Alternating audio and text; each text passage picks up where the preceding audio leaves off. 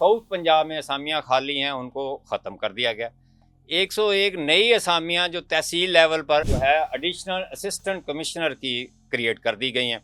Constitution में article 240 भी वाजे है कि जो प्रोविंशियल पोस्ट्स हैं या प्रोविंशियल सर्विसेज हैं वो प्रोविंशियल असम्बली उनको अपने एक्ट के ज़रिए रेगुलेट करेगी। और अगर पंजाब असम्बली इसको लेजिस्लेट कर देती है तो फिर तो ये अमल होगा कानूनी और आइनी।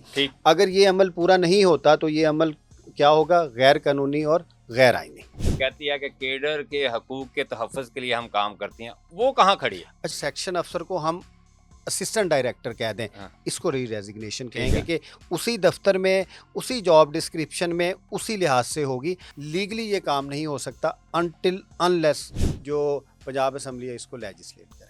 सर्विस है उसके साथ स्केजुअल है, उसको इस तरीके से चेंज किया जाए कि इनकी पोजीशन जो है वो सबऑर्डिनेट की रहे टुवर्ड्स डीएमजी।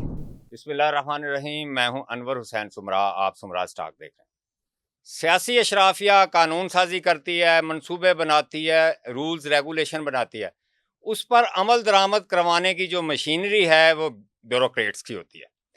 आज हमारे सामने एक नोटिफिकेशन आया है जिसमें SNGAD जो चीफ सेक्रेटरी पंजाब के नीचे महकमा है उसमें कहा गया है कि 101 असामियाँ सेक्शन ऑफिसर की ख़त्म की जा रही हैं और 101 असामियाँ एडिशनल असिस्टेंट कमिश्नर की कायम की जा रही हैं, नई क्रिएट की जा रही हैं। लेकिन इस हवाले से सरकार के ख़जाने पर कोई अजाफी बोझ नहीं होगा। इस पर बात करने के लिए हमारे साथ ब्यूरोक्रेट हैं, आजकल OSD हैं, तारक महमूद अवान साहब। गवर्नेंस के मामलात पे, आइनी मामलात पे, बाकी डेमोक्रेटिक मामलात पे बड़ी गहरी नज़र रखते हैं। उनसे ये पूछते हैं कि ये मामला है क्या, इसके पीछे क्या मेथड जो है इन्वॉल्व है, क्या वर्किंग इन्वॉल्व है और बैकग्राउंड क्या है और इसके असरात क्या होंगे। Welcome to the show. बहुत शुक्रिया। तारक साहब, आपने भी नोटिफिकेशन देख लिया, मैंने भी देख लिया कि 101 जो सेक्शन ऑफिसर की मुख्तलिफ महकमों में और साउथ पंजाब में असामियाँ खाली हैं उनको ख़त्म कर दिया गया। 101 नई असामियाँ जो तहसील लेवल पर जो है एडिशनल असिस्टेंट कमिश्नर की क्रिएट कर दी गई हैं। तो इसका आप बताएं कि क्या SNGAD या महकमा ख़जाना इसको कर सकता है और इसको करने के लिए, ख़त्म करने के लिए, नई पैदा करने के लिए रेलेवेंट फोरम क्या है और तरीकाकार क्या होना चाहिए? बहुत शुक्रिया। नोटिफिकेशन मैंने देखा है। ये नोटिफिकेशन अभी अप्रूवल का नोटिफिकेशन नहीं है, ये एक प्रोसेस का नोटिफिकेशन है कि एक डिपार्टमेंट से दूसरे डिपार्टमेंट में एक एग्जेक्टिव ऑर्डर गया है। बुनियादी तौर पे अगर आप देखें आर्टिकल 240 भी, जब भी हम किसी नोटिफिकेशन को देखेंगे तो सबसे पहले कॉन्स्टिट्यूशन और फिर लेजिस्लेशन की बात करेंगे। कॉन्स्टिट्यूशन में आर्टिकल 240 भी वाजे है कि जो प्रोविंशियल पोस्ट्स हैं या प्रोविंशियल सर्विसेज हैं वो प्रोविंशियल असम्बली उनको अपने एक्ट के ज़रिए रेगुलेट करेगी। तो जो सीट्स क्रिएट करना है, सीट्स को एबॉलिश करना है, रीडेजिग्नेट करना है, उनका नॉमेनक्लेचर चेंज करना है, ये बुनियादी तौर पे किसकी पावर है? पंजाब असम्बली की, प्रोविंशियल असम्बली की। और पंजाब की अगर बात करें तो ये किसकी पावर है? पंजाब असम्बली की। तो इट मीन्स के सीट्स क्रिएट भी हो सकती हैं, एबॉलिश भी हो सकती हैं, रीडेजिग्नेट भी हो सकती हैं, लेकिन ये पावर जो है वो किसकी होगी? पंजाब असम्बली की। यानी पंजाब असम्बली फोरम है, competent forum Punjab competent forum है। तो ये फिर इस तरह SNGAD फाइनेंस कैसे कर रहा है? हम इसको स्टेप बाय स्टेप लेके चलते हैं। कॉम्पिटेंसी किसकी होगी? पंजाब असम्बली की। ना ये पंजाब में प्रोविंशियल कैबिनेट की है और ना ही एग्जेक्टिव जो आप कह लें कि कैपेसिटी में ब्यूरोक्रेसी इसको कर सकती है। अच्छा, अब जो सबसे इंपॉर्टेंट क्वेश्चन है कि इसमें जो सेक्शन ऑफिसर्स की सीट्स हैं वो जो इस दफ़ा बजट पेश हुआ है उसमें जो फिनेंस लॉ है उसके तहत लेजिस्लेट हुई है। तो इट मीन्स कि अगर पंजाब असम्बली ने सेक्शन ऑफिसर्स की सीट्स को लेजिस्लेट किया है तो इनको रीडेजिग्नेट या इनको एबॉलिश कौन करेगा?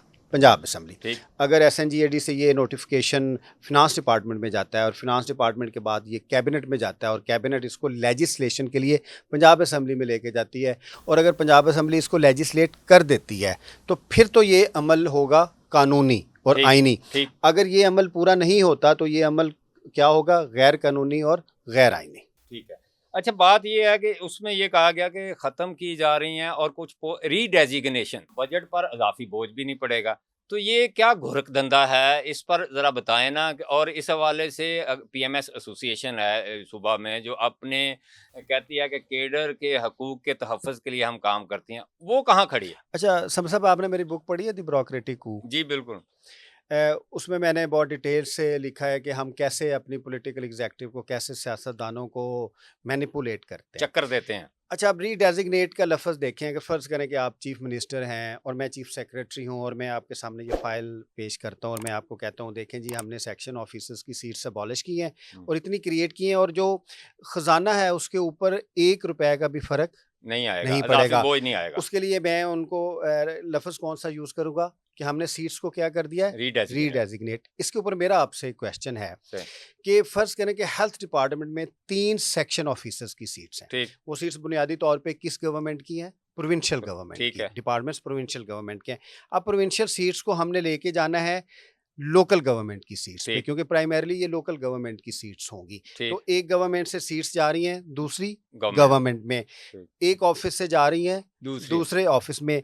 अच्छा, अब इसमें इसकी क्या मंतक है कि हेल्थ डिपार्टमेंट का सेक्शन अफसर रीडेज़िग्नेट होता है, वो लाहौर के सेक्रेटेरिएट से निकल के रहीम यार खान की एक तहसील में काम करता है। ठीक, क्या ये रीडेज़िग्नेशन है कि एबोलिशन और क्रिएशन इसमें हुई है? ठीक, इसमें पहले सीट अबॉलिश की गई है, ठीक, फिर उधर क्रिएट की गई है, लेकिन हमने इसको क्या लफ़्ज़ दिया है? रीडेज़िग्नेट। ठीक। अब ये कैसे हो सकता है? रीडेज़िग्नेट से मुराद तो ये है कि सीट भी उधर वहीं ही होगी, एग्ज़िस्ट करती हो। वो सेक्शन अफ़सर जो हेल्थ का है वो सीट भी उधर होगी। हाँ, अगर सेक्शन अफ़सर को हम असिस्टेंट डायरेक्टर कह दें, हाँ, इसको री-डेज़िग्नेशन ठीक कहेंगे है, कि उसी दफ़्तर में, उसी जॉब डिस्क्रिप्शन में, उसी लिहाज से होगी। अब तो इसमें ये है कि जो सेक्शन ऑफ़िसर्स की सीट्स हैं, वो एक स्केड्यूल की शीट्स पोस्ट है। पोस्ट हैं, डिस्ट्रीब्यूट होती हैं हुँ, हुँ, पीएमएस में और पीएएस में। ठीक, और ये जो एएसी है, एडिशनल असिस्टेंट कमिश्नर, ये पीएमएस के स्केड्यूल में जाएँगी या पैस के स्केड्यूल में जाएँगी या इसको वो डिस्ट्रीब्यूट करेंगे? ठीक। क्योंकि ये स्केड्यूल का इश्यू आ गया। अब पीएमएस का स्केड्यूल जो है वो एसएनजीएडी के पास है, उसकी कॉम्पिटेंसी, और जो पीएएस का है उसकी वो किसके पास है? Establishment division. Establishment division. तो ये तो एक बहुत बड़ा लीगल इश्यूज़ आएँगे। लेकिन होता ये रहा है कि पाकिस्तान में क्योंकि ब्यूरोक्रेसी जो है वो इतनी ताकतवर है हुँ, कि वो अपने एग्ज़ेक्टिव ऑर्डर्स के ज़रिए मुल्क चलाती रही है। लीगली ये काम नहीं हो सकता अनटिल अनलेस जो पंजाब असेंबली है इसको लेजिस्लेट करे। अच्छा तारक अमान साहब, आप ये बताएँ, कभी डीडीओआर आ जाता है, कभी ईडीओआर आ जाता है, कभी डीसीओ आ जाता है, कभी कभी डिप्टी कमिश्नर आ जाता है। और ये अब काम करने के एडिशनल असिस्टेंट कमिश्नर जो है, ये कोई गवर्नेंस पे भी बेहतरी आएगी? और दूसरा मैंने आपसे पूछा था कि पीएमएस एसोसिएशन इस हवाले से क्या सोच रही होगी? अच्छा, जो पहले आपने सीट्स की बात की वो पूरी एक निज़ाम के तहत आई थी। लोकल गवर्नमेंट का एक पूरा निज़ाम आया था जिसको कॉन्स्टिट्यूशनल प्रोटेक्शन भी थी और उसके ऊपर लेजिस्लेशन भी हुई थी।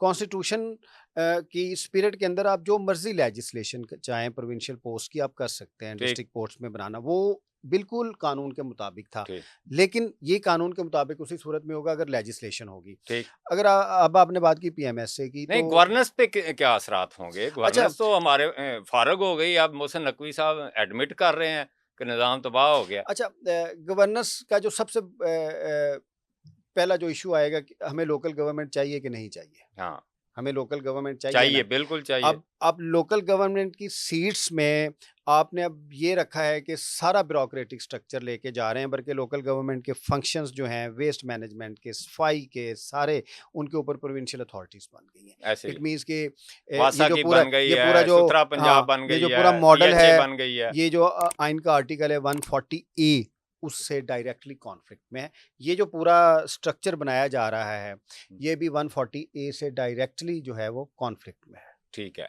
तो पीएमएस एसोसिएशन के हवाले से आप क्या कहेंगे फिर? वो वो अब भी थोड़ा बता दें, आप नहीं साबका सदर भी हैं, थिंक नहीं, नहीं, टैंक को मैं चलाते हैं। नहीं, मैं तो लिटरेचर प्रोड्यूस कर रहा हूँ। मैंने तो 4 बुक्स लिखी हैं, फिर fixing the executive, fixing the legislature, fixing the judiciary और ब्यूरोक्रेटिक कू। ठीक, बल्कि मेरी 5वीं book the bureaucratic mask, the bureaucracies art of corruption, आजकल मैं ये लिख रहा हूँ। ठीक, मैं तो उसी तनाजुर में आपको बता सकता हूँ, लीगली ये उसी सूरत में ही होगा अगर पंजाब असेंबली इसको लेजिस्लेट करे।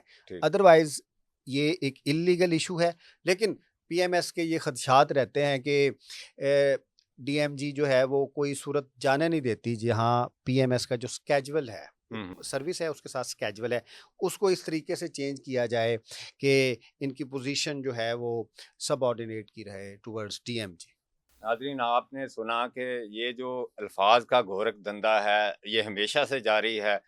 सरकार की जो पोस्टें होती हैं, उनको कभी रीडेज़िग्नेट कर दिया जाता है, कभी कोई नाम दे दिया जाता है। जैसे ही अवाम जो है उनसे थोड़ी फ़ैमिलियर होती है, तो नया कोई जम्मू रा काले करके ना वो पेश कर दिया जाता है। अब देखते हैं कि इन सीट्स के हवाले से पंजाब असम्बली में ये मामला उठाया जाता है, नहीं उठाया जाता। इन सीट के क्रिएट होने के बाद गवर्नेंस में कितनी बेहतरी आती है, ये भी आने वाला वक्त बताएगा। आज के लिए इतना ही, अगले पॉडकास्ट के साथ दोबारा हाजिर होते हैं। अल्लाह हाफ़िज़।